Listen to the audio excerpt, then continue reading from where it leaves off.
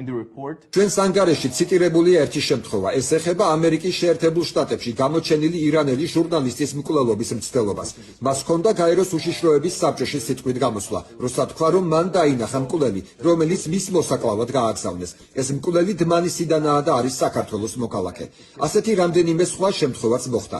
საქართველოს ორი მოქალაქე დააკავეს საბერძნეთში და ბრალი წაუყენა საბერძნეთის კონტრდაზვერვამ შეერთებული შტატების სამხედრო საზღვაო აქტივებზე ჯაშუშობისთვის.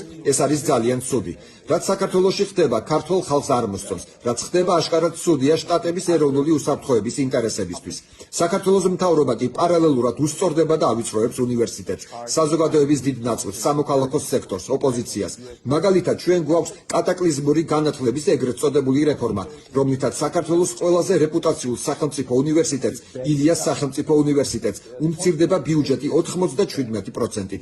ეს მაშინ, როცა ალ-მუსტაფას უნივერსიტეტს აქვს 3 კამპუსი და ყვავის.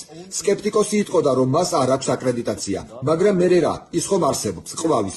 ჩვენ გვაქვს რეპრესიული კანონმდებლობა, რომელიც შთაგონებულია რუსეთის მიერ. თუ თქვენ იღებთ გრანტს რეპუტაციული შეერთებული შტატების ფონდიდან, საერთაშორისო სტანდარტებით, იმ კანონებით, რომლებიც ძალაშია, ეს არის 6 წლით ციხეში მოხვედრა, მაშინ, როდესაც ყალბი ირანული არასამთავრობო ორგანიზაციები ყვავიან.